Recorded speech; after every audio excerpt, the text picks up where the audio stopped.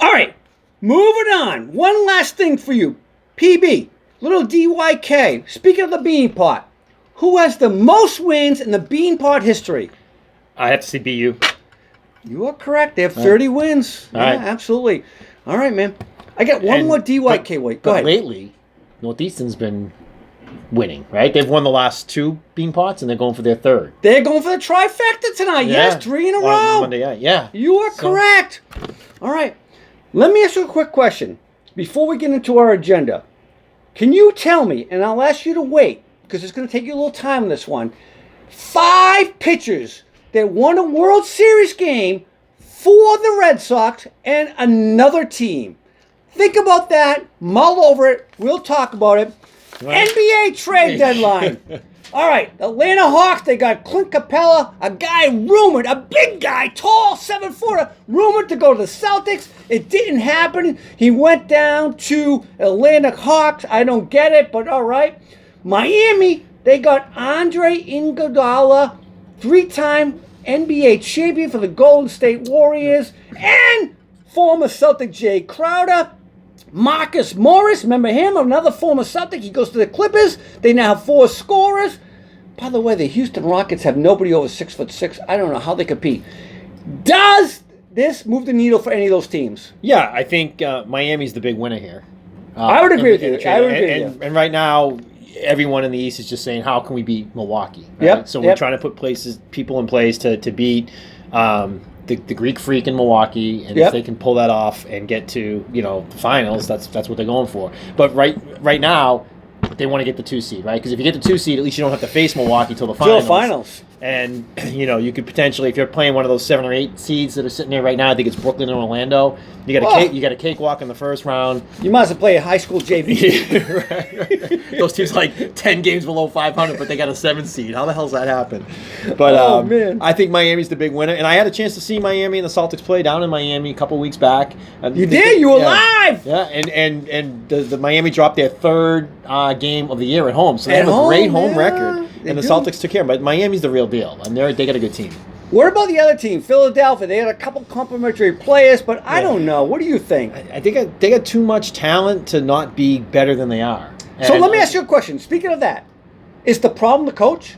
Should Brett Brown be fired? That's a great question. I think there's a legitimate reason for that happening. I think if Philly doesn't get to at least the conference finals this year, maybe that's time to do that. Man, all right. Andre Drummond, a guy I love. I've talked about it for weeks now. I wish the Celtics would get him. He's a rebounding and a shot blocking machine. He went to the Cavs. Sorry to see that. I don't know. But, PB, one thing to think about. Cavs have another big guy. His name is Tristan Thompson. He crushed us when the Cavs and the Celtics played a couple times in a row for the NBA's East Finals. Well, part of that's, he's a good player, but part of that's we never really had a good big guy then either, And that's kind In of the history of the Celtics, we never won without a legitimate big-time guy. Yeah. Bill Russell, Dave Cowens, Robert Parrish, and Garnett, right? Yeah.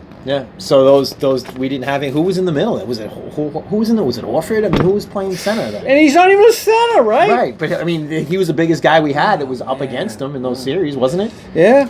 So that's. By the way, Golden State Warriors, they're going to be the last place team of the year after being in the finals 5 years in a row. They get Andrew Wiggins for D'Angelo Russell. Believe it or not, I think they're going to be back in the championship next year. They're going to come in last. They're going to get the first round pick. And then everybody comes back healthy. Clay and Seth. And holy crap, that might be the route to go. Tank for a year. Get a number 1 pick. Have an all-star roster and be number 1. Yeah. Oh, man. All right. Let's get right into the Super Bowl. We got to talk about this. We got Super Bowl reflections. I am shocked by the outcome of the game, but maybe not. PB, immediate thoughts. Did the best team win? I think the best team on paper and statistically is top to bottom was San Francisco.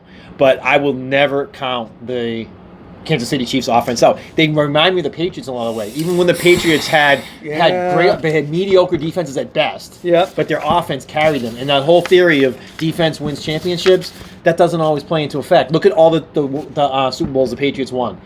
But besides the first 3, but the next 3 that they won, their defense was not that good. They stepped up and made plays, but statistically they weren't good defenses. On paper, but last year's game against the Rams, which was ironically the most boring game ever. Right. People have said this game was boring. I didn't think this game was boring. Last year's was much more boring. But didn't you feel like when the Patriots were doing their thing that even if they were down by 10 or down by 25 against the Falcons, you never really lost hope. And I kind of feel the same way when the Chiefs are playing. Right. You can't lose hope in them. Mahomes is too good. Well, speaking of that, by the way, last week, if you watched the show, G-Money was here. We both picked the 49ers to win. But if you recall, Z said one little thing in his parting shot.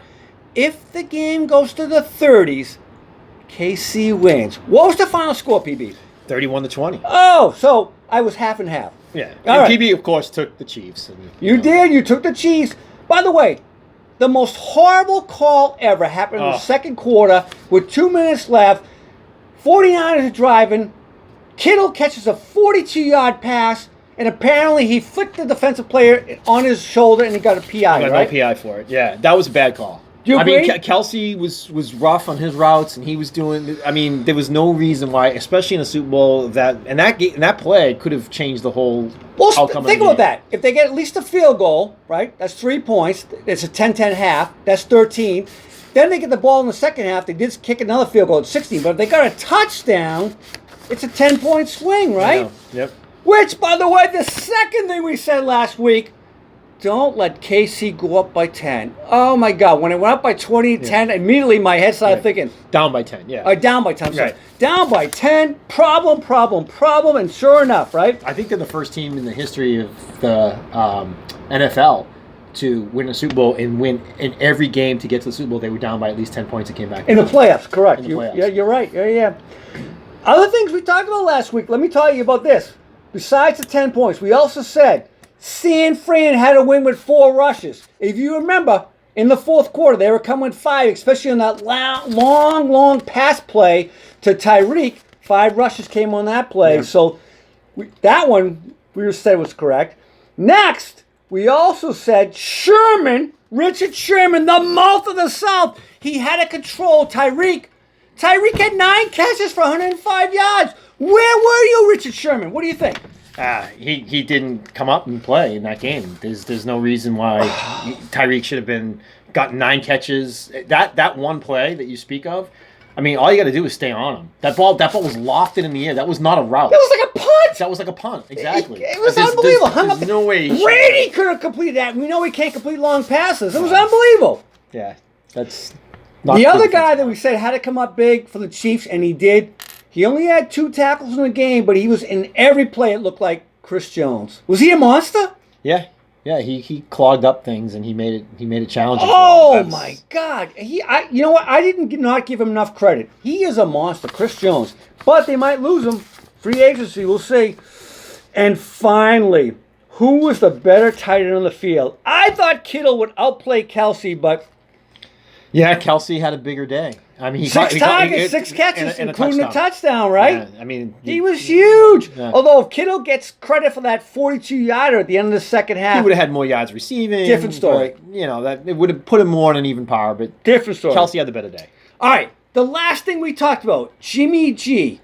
We said Casey has to control. Casey has to control the run and make Jimmy G win the game. And guess what? They did do that, and they let Jimmy G win the game, or try to win the game, and he came up short. If he only completes that pass to Sanders under 2 minutes left, down the field, it's either a touchdown or a field goal if he catches it and he gets tackled, right? Yeah. Jimmy G, I don't know. So, PB, I got to ask you this question. Now the wild rumors on the street. Jimmy G, who signed a $137 million contract last year, San Fran could cut him. And it only cost $4.1 million on their salary cap this year. Do you think he should be cut? Is it fair to blame him? I mean, he'd be the number one guy to go after if that was the case. I mean, if you want to pay that kind of money, you got to pick up the contract, right? So, but should San Fran throw him to the Wolves? No, I don't think They shouldn't. I'm thinking that team had 4 wins last year. Yes. And they were in the Super Bowl this year, and he was hurt last year. So no, they shouldn't. And if he does, Maybe Does Brady go there? If they cut him, if they waive him, does Brady go to San Fran? Could you see Brady playing for San Francisco and Jimmy G coming back to the Patriots? He is from that area, right? That's where he grew up, not too far away, right? He's a 49ers fan, lifetime fan, right? Yeah. Oh, my God. All right, let's move on. I don't even want to think about this right now. Next year, immediate thoughts. Going into next year, we'll talk more about this in the next couple of weeks, but is KC a potential dynasty? Yeah. If they keep their players and they stay healthy, yeah. All right. And their defense is what's scaring me because their offense is awesome. If they start to put a good defense on the field, they're going to be unstoppable. So they could potentially be a dynasty. Who else is going to compete with them in the East? I will say this. If they have to pay Mahomes, which is the rumor, $40 million a year, they're screwed. Because the reason why the Pats have been a dynasty is that Brady's never got the top price for a quarterback ever. Yeah, but don't you think Mahomes can throw to scrubs too? He's got McCole Hardman, he's got Sammy Watkins. He can throw to anybody. Good point. I agree. But the problem is, who do they have to get rid of? They have to get rid of Chris Jones. They have to get rid of offensive linemen. Tyreek Hill. Tyreek Hill. But that's what I'm saying. If Tyreek Hill's off that team, that's not going to change Mahomes' ability. He might give a safety net occasionally, like that one play there. But so maybe KC, maybe you have a chance to be a dynasty. Yes. We'll see. Win 2, and we'll talk about it. You know who's my surprise team for next year? Who? Denver Broncos. Oh, my God. In the coming weeks, we will talk about this. I'm afraid to hear more about this. Give me one quick reason why you think that. Because Drew Lock in the last 5 games of the year, he did show up. He showed up. Right. He had more touchdown passes in 5 games than Flacco had the whole season up to that point. That defense is real. They got some good players. They got some talent. We got some things to talk about in the coming weeks about the NFL. It's not over yet. And, as you know, we got the XFL to watch. All right. Before we get into the MLB and the Mookie Betts trade, I'm going to go back to PB and ask him, who does he think were the pitchers for the Red Sox? They won both for the Red Sox and another team in the World Series. What do you got? I for sure Schilling. Kurt Schilling, yes. Schilling with Arizona. Next year Hall of Fame. Bloody sock with Boston. Beckett. Josh Beckett for the Marlins, yes. They won with the Marlins, one with the Sox, of course. And then Lester, right, with the Cubs. John Lester, yes, with the Cubs. Broke the curse for 2 teams. And then maybe did the Tigers win with Porcello? No, they did not. Did Price win? No, they did not. I don't know. What was the other 2? John Lackey. Oh, with the Cardinals. And Jake Peavy. Jake Peavy's been around the block. A long time. Who did he win with? San Fran, I believe. San Fran. All right. Let's talk about this Mookie trade. This thing was unbelievable. It hit Tuesday night, and it's not final yet, right? No, there's some medical things going on right now. The kid, Bradisol, how do you say his name? I can't even pronounce it. Gattersall, right? Bradisol Gattersall, who throws 102 miles an hour. He's got some juice, right? He's got a bad arm, a bad wing. There's a lot of stuff going on there. But in general, PB, David Price, probably the best pitcher on the staff last year, and Mookie Betts for Gattersall and this other kid, Verducci. How do you say his name? I can't even pronounce his name. For the Dodgers, he was in line beat rookie year before he got hurt. What do you think? They're freeing up money, of course. They're below the salary, luxury tax. Yes, they've been paying out their butts in luxury taxes the last couple of years, right? Yeah, I think they're the highest payroll. So they're freeing up money. Right. And they're getting some talent. And they're looking at... In theory, they're getting talent, correct. And you have to ask yourself, if we don't make this move, what happens when we go another 2 or 3 years and then have to try and get something for these guys? Or they're free agents and they just go. So I like it. I like that they're actually getting some young talent and some good talent into the organization. Do you think they got enough, though? I mean, no. This isn't. They're not going to win next year. But given what they could have got from the Chargers, which would have been 3 or 4 prospects, do you just take one prospect and one guy who had a good rookie year and go with that? Obviously, they got scouts out there looking. I don't know enough about these 2 guys to make that comment, but from a business standpoint, I think they're doing a good thing. From a baseball standpoint, like if you want to win next year, no. So, PP, you are correct though. The one thing from a business standpoint they had to do, the luxury tax penalty is for real. They were now 2 straight years over the luxury tax, financial penalties. In your 3rd year, you get not only penalties financially, taxes, you also lose draft picks to restock your farm league. So it is a real pain. They had to do something about that. I agree with you on that. And then what happens to ticket prices, to the concession prices? Because we already have the highest ticket prices outside of New York. And if you don't put a good product on the field and fans don't go, now all of a sudden you're operating at a loss. Like, it's a tough gig, right? All right. I got to ask you this question. Some of the stupidest things I've heard this week. This trade was akin to trading Babe Ruth. Yeah, I don't know. Is Mookie Betts Babe Ruth? No. I mean, Mookie Betts and Babe Ruth in the same conversation? Boston Globe, Boston Herald writers? What are you thinking, Dan Shaughnessy? Come on! the curse of the Mookie. Oh, my God!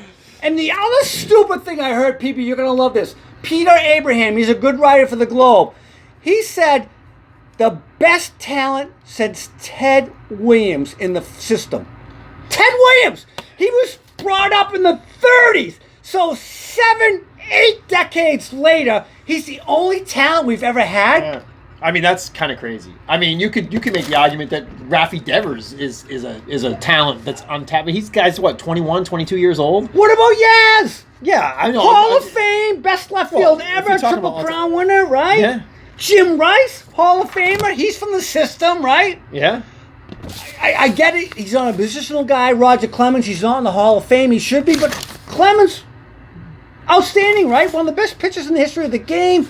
And then I'll give you a couple names, even though they're not going to make the Hall of Fame because they left the Red Sox, one by choice, one because they got traded. Freddie Lynn. Freddie Lynn, 1975, rookie center fielder. Unbelievable. And what did he do? The only guy ever to do what? He won Rookie of the Year and MVP in the same season. Unbelievable. Yeah. Freddie Lynn. Yeah. He would have been a surefire Hall of Famer if they didn't let him go to the Angels. The Angels, yeah. And one other guy who I thought was a surefire Hall of Famer, and they traded him, Nomar Garciabier. Nomar, yeah. Who, I know Derek Jeter going to the Hall of Fame a couple weeks ago.